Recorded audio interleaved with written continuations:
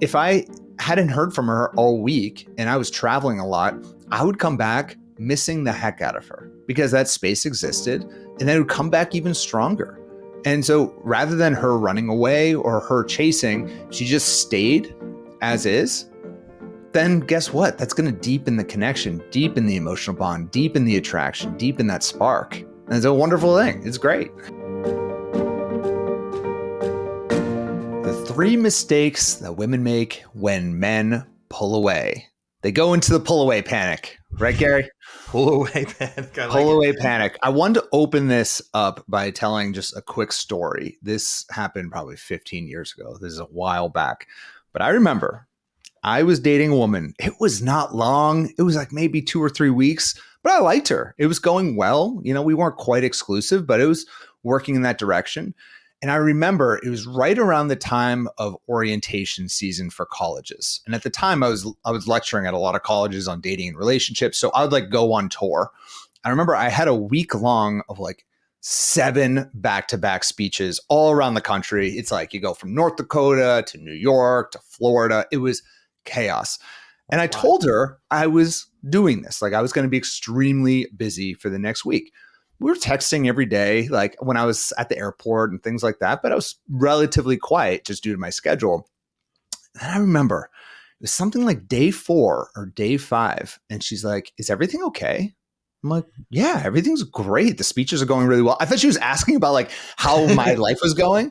And I'm like, "Yeah, it's going great." She's like, No. Like, I just feel like you've been really distant lately. And I'm like, distant? Do you have any idea? Yes, we are distant geographically as a starting point. Distant. It's been 4 days and I've been really, really busy. And I remember that was just the beginning of the end. You know, and it wasn't just that moment that I was like, oh, I'm going to move on. But this created that overthinking mentality for her. Like, oh, I feel like he's finally pulling away. This isn't really going to be a thing. He must be meeting other women. I don't know. Like just that warrior overthinker mentality just completely kicked in. And I'm sure if I could go back in time, I would give that woman some grace at the moment, knowing what I know now, but I can't. And I just remember that was it. They really slowly kind of just unraveled from there. Well, I think that's important, right? Because from the guy's perspective, from where you were sitting in that relationship, you didn't know why she was asking you that. Right? It was hard to kind of figure out that, oh, because I haven't been around, she's had the time and the space to let her mind just run wild with possibility. And most of those possibilities were terrible, awful, horrible things that have caused her to worry a whole bunch. And now she's got to check in. And it's really so funny. I didn't know you were going to share this story to start this podcast, but literally last night on one of our mastermind sessions, I had one of our clients describe something just like this, except for from the female perspective. He said he had a major project at work in the next 2 weeks, and he said he was going to be really busy and just wouldn't be able to communicate as much, but he's not communicating now. What should I do? And she's like, I'm wondering, like, is he really doing this? Is he really doing that? I'm like, no, well, has everything else been fine? And there was really, from an objective outside perspective, really not much to worry about, but her overthinking just was kind of getting the best of her. And she took something that was really benign and just conjured up these images and thoughts and possibilities and made it seem really, really bad in her head.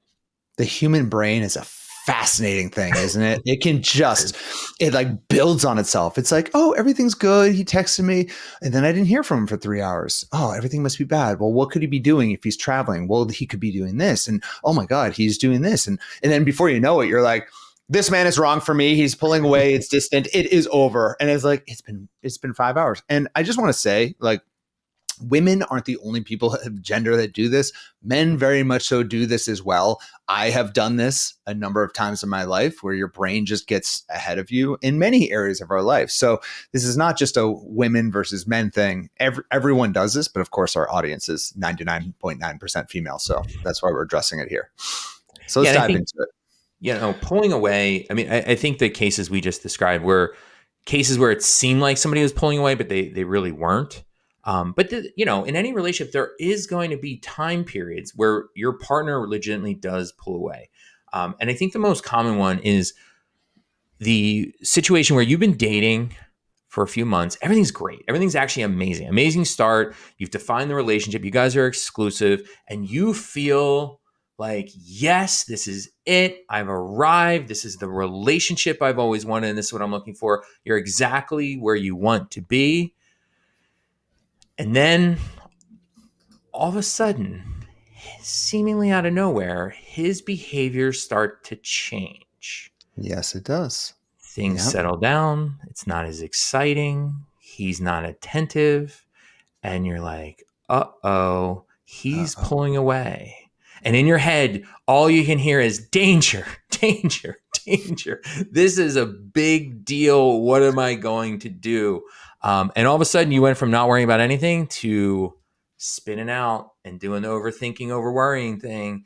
And we're here to He's talk about changed. today.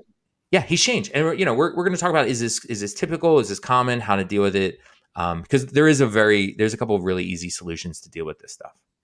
Well, and I think especially when you get to what we call little love step number 6, that means you're in an exclusive committed relationship, but it's new.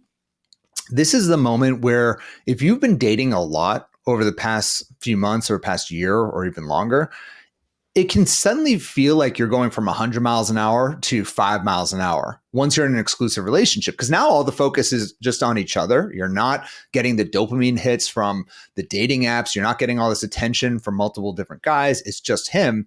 And so it's very, very easy to get to this stage and be like, oh my God, this isn't enough.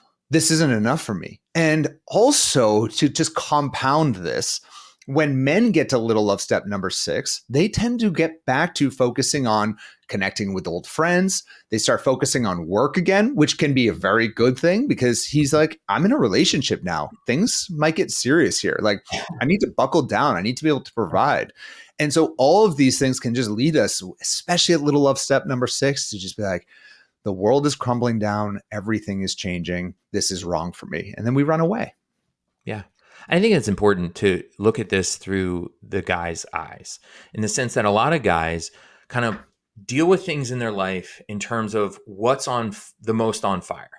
Like Right. what are the things I have to worry about the most? And where the things I have to worry about the most, I'm going to spend a lot of time and attention on. I'm going to prioritize those things.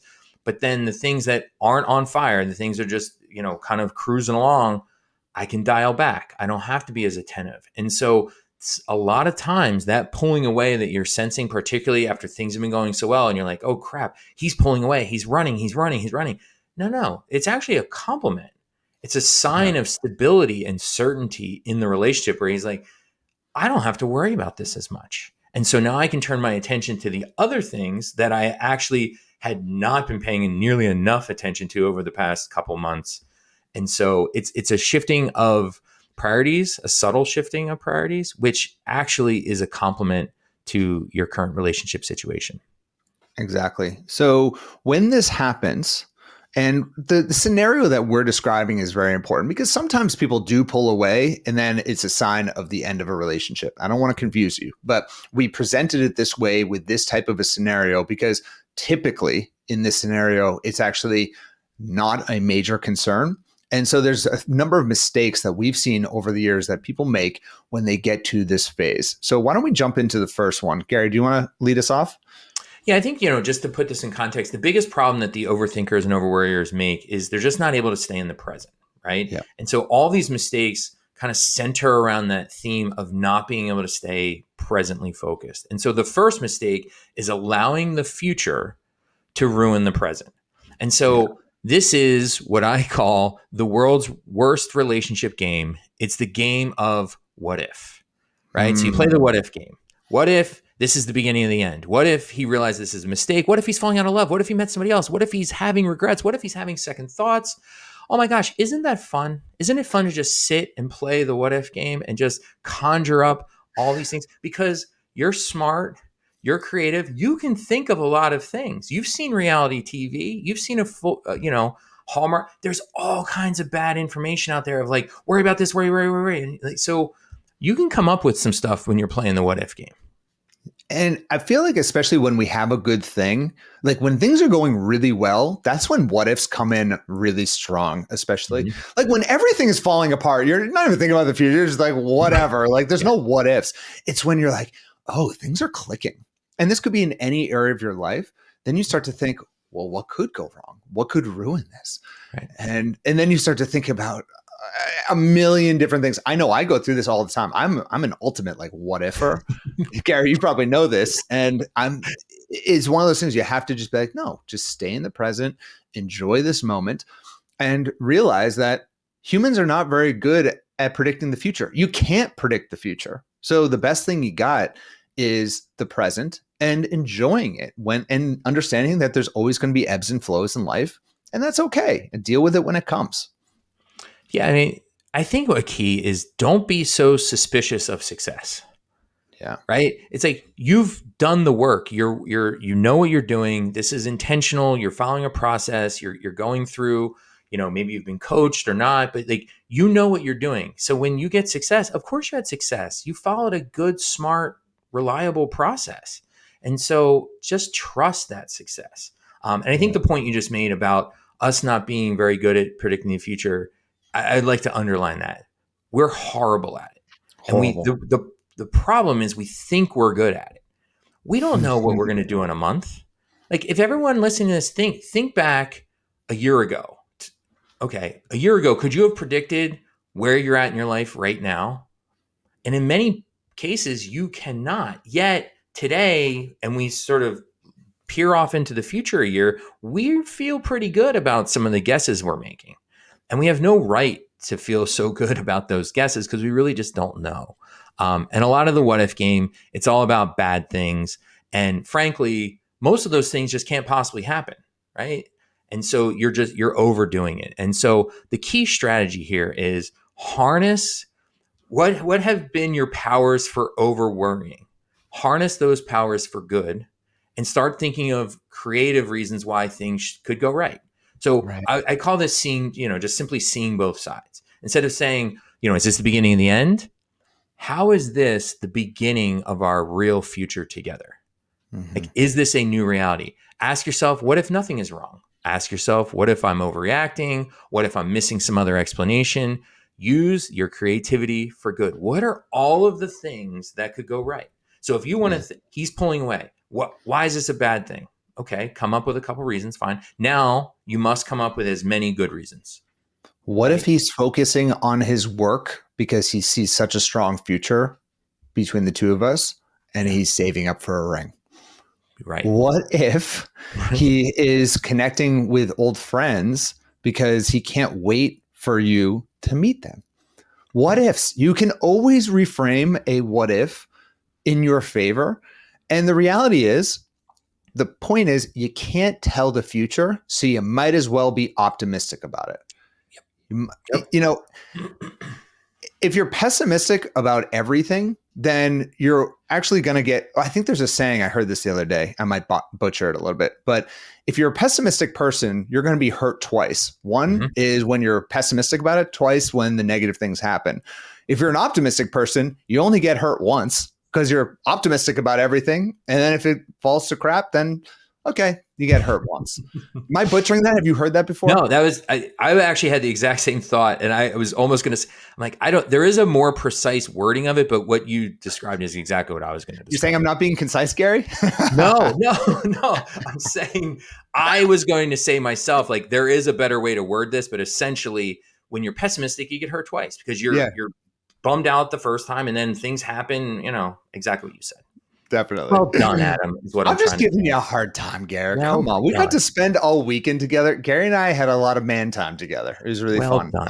Surrounded by a lot of women. We had an event this past weekend. So I don't know about you, but spending an entire weekend with women, when I left, I'm like, I need to go do something manly. I don't know what it is. Like, I need to go chop wood. I live in the city, so I can't do that, but I need to go do something that just gets me back into the masculine. I It's need to be a really man. funny. It's so funny that you said that because I drove home from Boston, so 5 hours in the car. I came in unpacked, and I said to my wife, I said, "I'm taking the dog for a walk, for a Yeah. hike." We went hiking, and I'm like, no offense, but just him and me.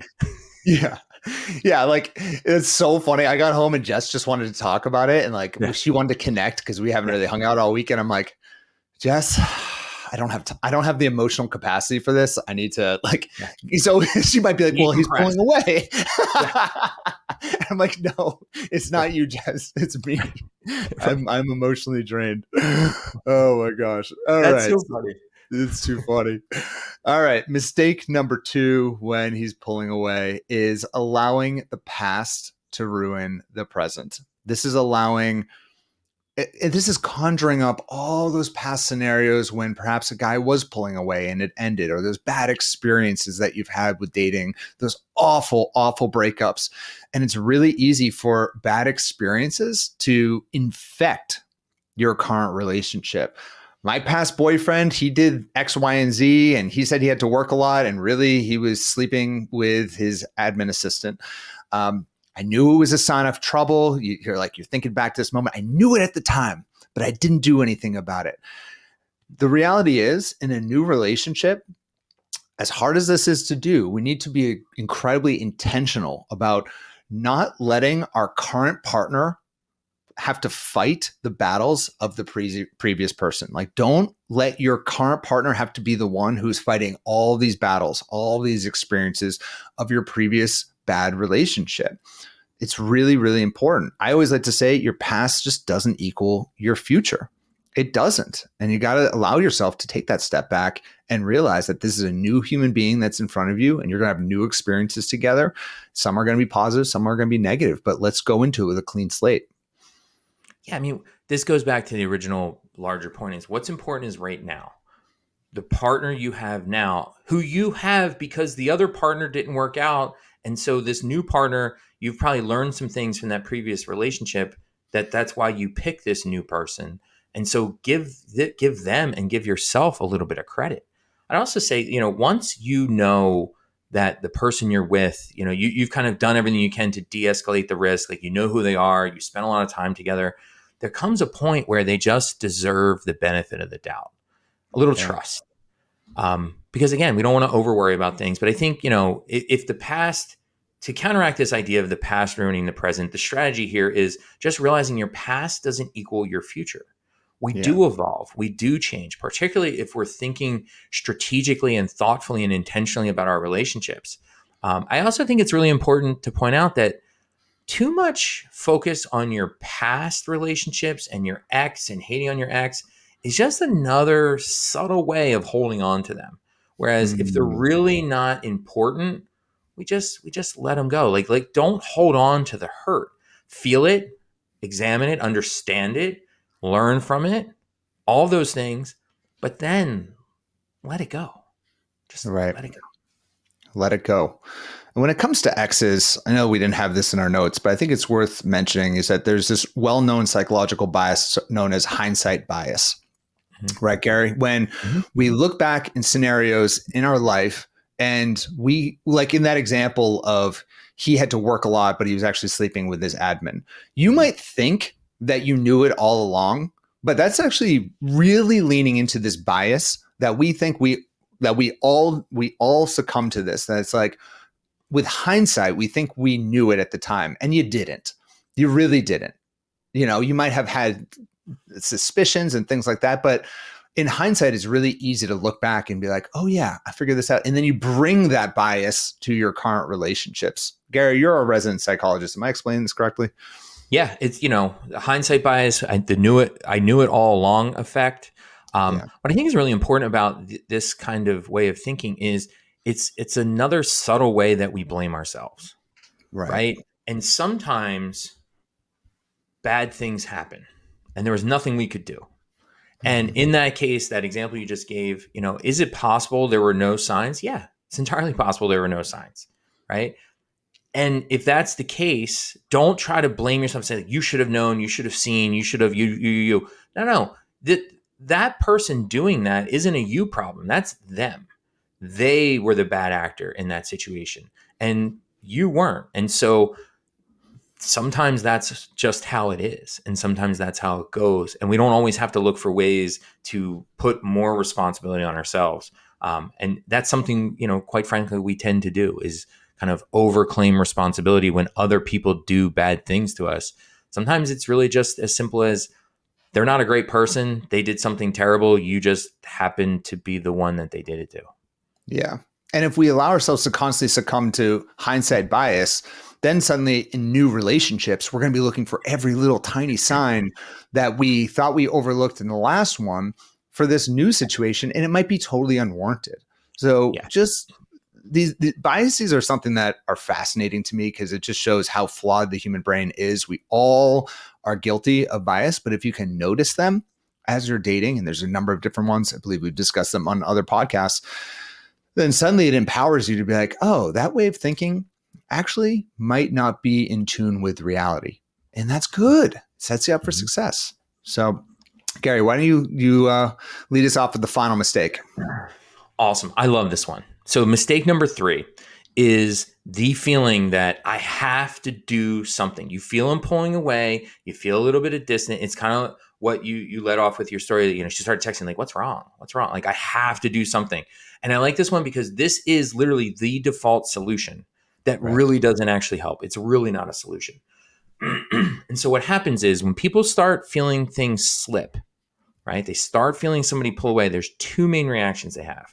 The first one is chase. The other one is run away.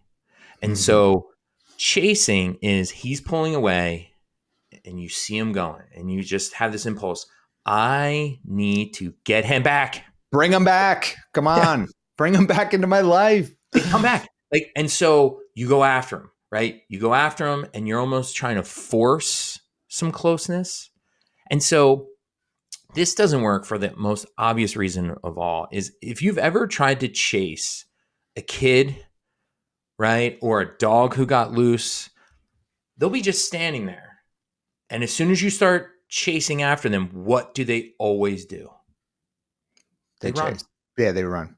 They run, right? All of a sudden, like they're standing there, you know, your dog gets out and he's standing there and like, hey man, come back. He just stands there. And like then you start going near him. Every step you take near him. I had a dog when I was a kid that did this all the time. You take a step, he take a step away. And then you start running after him, he's a lot faster. He takes off now. And so when you chase after something, that thing for whatever tends to run away. And so the exact same thing happens in relationships, right? Yeah.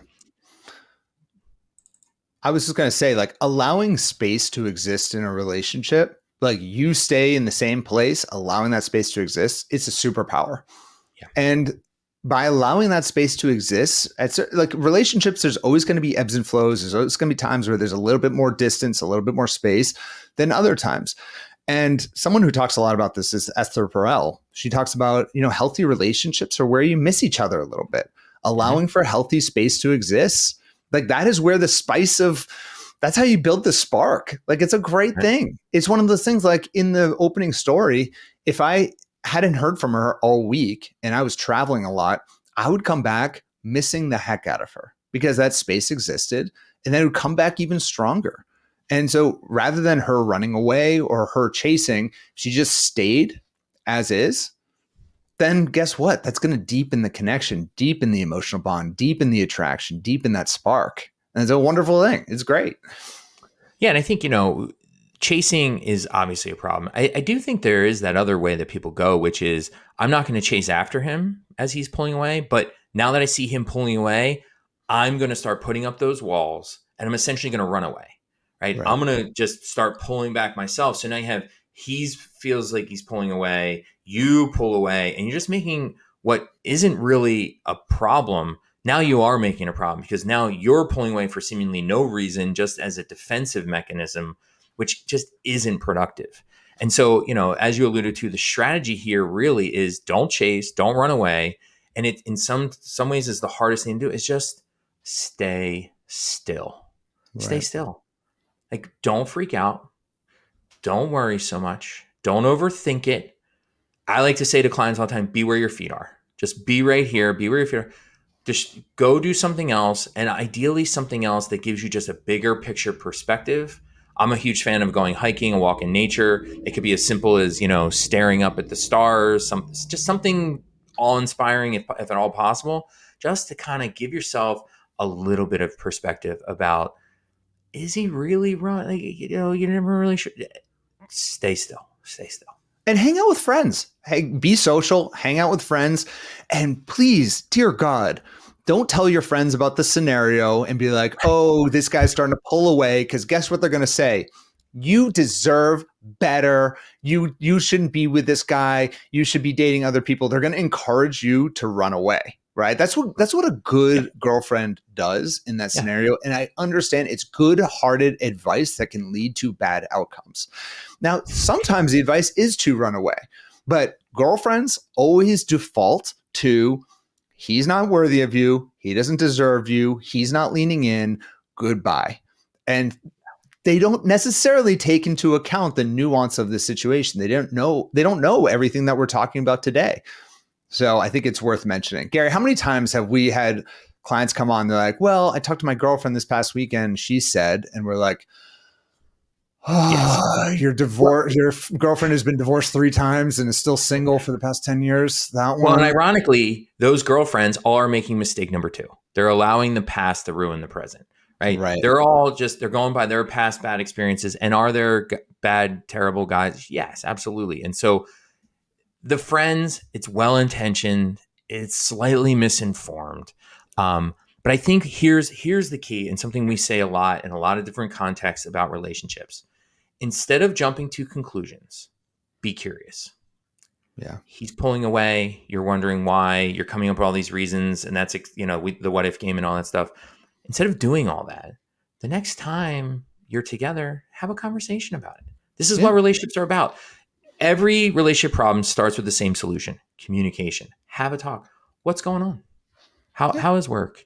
I know, and just kind of get into that conversation. And I would just one last thing. Anybody that's ever been a manager or has had any responsibility in any kind of job, when you're tasked with dealing with problems, what you learn in those positions is some problems need immediate action and a lot of problems do not.